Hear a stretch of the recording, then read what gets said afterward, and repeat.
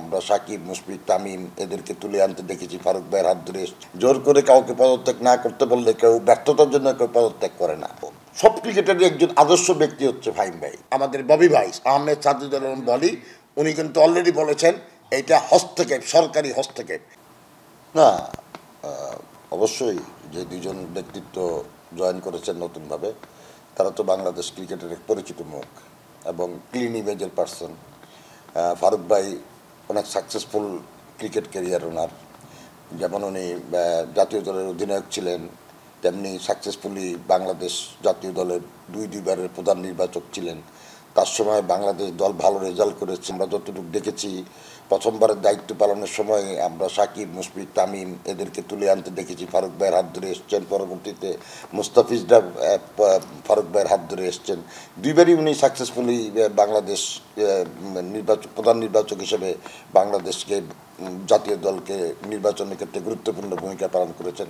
আবার যদি ক্লিন ইমেজের কথা বলি, 2016-তে যখন 2-tier নির্বাচক মণ্ডলী গঠনের প্রতিবাদে উনি ওনার কাজে হস্তক্ষেপ হবে সেই আশঙ্কায় উনি জিনিসটা মানতে পারেননি, সেখান থেকে পদত্যাগ করেছে। বাংলাদেশের ইতিহাসে তো আসলে পদত্যাগটা সাধারণত আমরা দেখি না। জোর করে কাউকে পদত্যাগ না করতে বললে কেউ ব্যর্থতার জন্য কেউ পদত্যাগ করে না।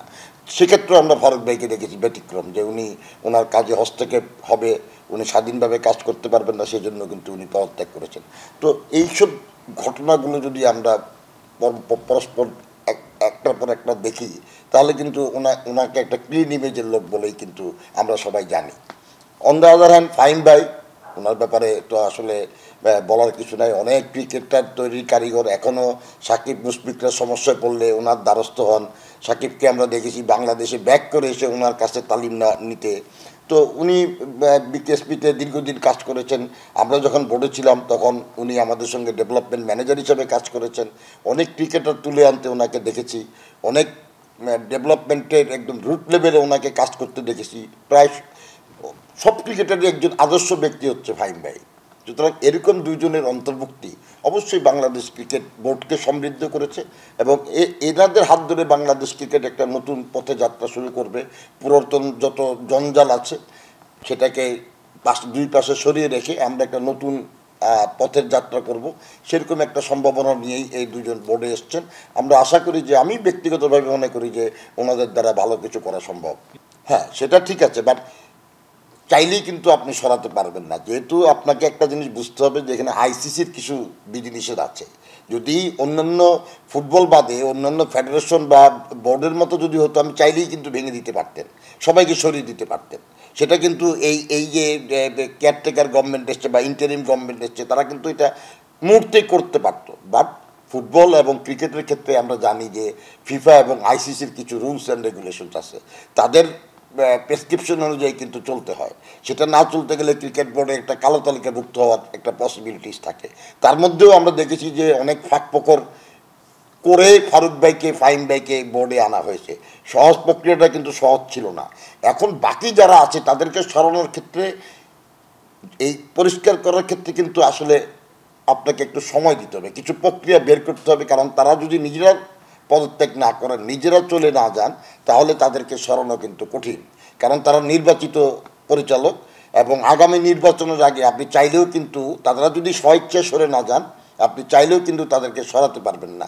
সেক্ষেত্রে আইসিসির একটা নিষেধাজ্ঞার মুখে হয়তো বাংলাদেশ ক্রিকেট বোর্ডকে পড়তে হতে পারে। এটাও তো আমরা চাই না যে আমাদের বোর্ডটা এরকম একটা সময়ে, যখন ভালো কাজ করার সময়, তখন কালো তালিকাভুক্ত হোক বা আমরা ক্রিকেট থেকে একটা আমাদের একটা বদনাম হোক ক্রিকেট বিশ্বে। এটাও তো আমরা নিশ্চয়ই চাই না। তো এই জিনিসগুলি করতে একটু সময় তো লাগবেই। আমি চাই যে নির্বাচনটা স্বচ্ছ হোক। কারো কক্ষিগত যে কাউন্সিলরশিপ একটা ক্লাবের হাতে কক্ষিগত থাকে, জেলা ও বিভাগীয় ক্রীড়া সংস্থাগুলো যেই গভর্নমেন্ট ক্ষমতায় থাকে তাদের মদতপুষ্ট থাকে, এই জিনিসগুলোর অবসান চাই। আমি চাই যে ভালো সংগঠকরা প্রকৃত নির্বাচনের মাধ্যমে কোনো ধরনের কোনো প্রেশার ছাড়া তারা নির্বাচন করে, স্বচ্ছ নির্বাচনের মাধ্যমে তারা বোর্ডে আসুক, সেটা যেই হোক না কেন।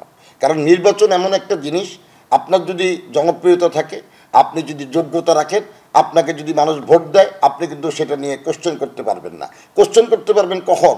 যখন প্রক্রিয়াটা স্বচ্ছ হবে না।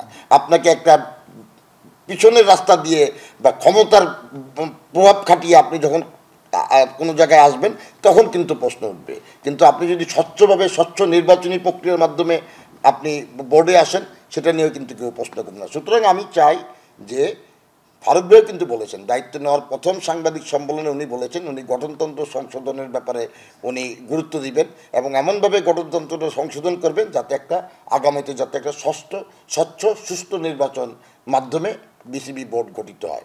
আমি আশা রাখছি ফারুক ভাই সে কাজটা করতে সক্ষম হবেন এবং আগামীতে এবং স্বচ্ছ একটা নির্বাচনের মাধ্যমে বোর্ড গঠন করা হবে। এখানে একটা জিনিস বলে রাখা ভালো যে আমরা কিন্তু মোটামুটি আশা করতে পারি যে আগামী নির্বাচন পর্যন্ত কিন্তু এই কেয়ারটেকার গভর্নমেন্টটা থাকবেন। একটা বছর আছে, আমরা ধরিয়ে নিতে পারি যে হয়তো এক বছর এই কেয়ারটেকার গভর্নমেন্টটা থাকবেন।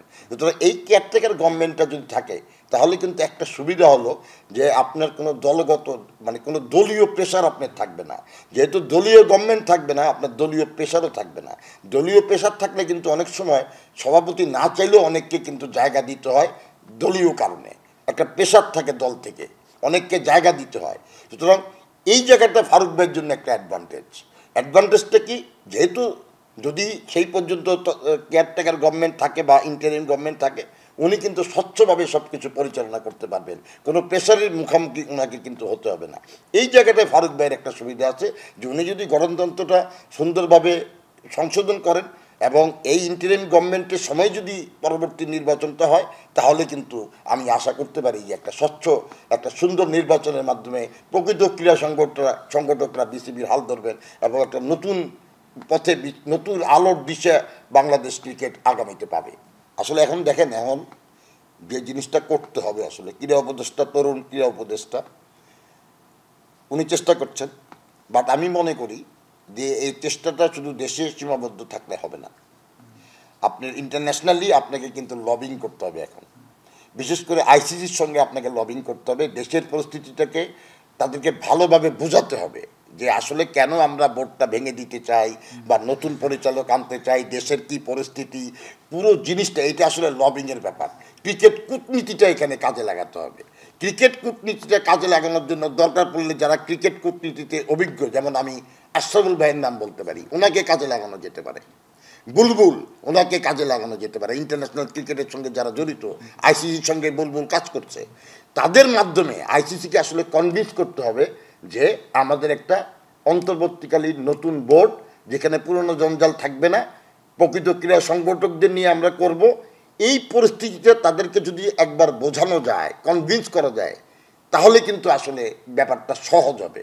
কিন্তু যদি আইসিসি কনভিন্স না হয় তাহলে কিন্তু ব্যাপারটা যতটা আপনারা সহজ মনে করছেন ততটা কিন্তু সহজ না। আপনি দেখেন ইতিমধ্যে কিন্তু আজকে আমরা পত্রিকায় দেখলাম যে আমাদের ববি ভাই আহমেদ সাজিদুল আলম বলি, উনি কিন্তু অলরেডি বলেছেন এইটা হস্তক্ষেপ, সরকারি হস্তক্ষেপ। এখন এই বার্তাটা তো আইসিসির কাছে যাবে এবং আইসিসির কাছে গেলে আইসিসি কিন্তু নড়ে চড়ে বসবে যে সরকারি হস্তক্ষেপ হচ্ছে।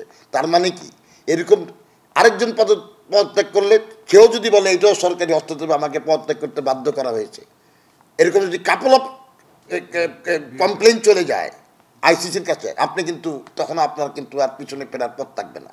সুতরাং আমি মনে করি এইগুলি ঘটনা ঘটার আগে ক্রিকেট কূটনীতিটার উপরে এখন খুব জোর দেওয়া প্রয়োজন এবং আইসিসিকে কনভিন্স করা প্রয়োজন যে আসলে বাংলাদেশে কি হচ্ছে, বাংলাদেশের ক্রিকেটটাকে ভালো জায়গায় নিয়ে যাওয়ার জন্য কি করা দরকার এবং সেটা করতে হলে যে একটা অন্তর্বর্তীকালীন ক্রীড়া সংগঠকদের নিয়ে একটা ভালো কমিটি গঠন করা প্রয়োজন। এই জিনিসটা যদি আইসিসিকে আমরা কনভিন্স করতে পারি আমাদের জন্য কাজটা সহজ হবে। আর যদি সেটা করতে না পারি, পরবর্তী নির্বাচনের আগ পর্যন্ত এত কিছু চেঞ্জ করা আমাদের জন্য সত্যি কঠিন হয়ে দাঁড়াবে।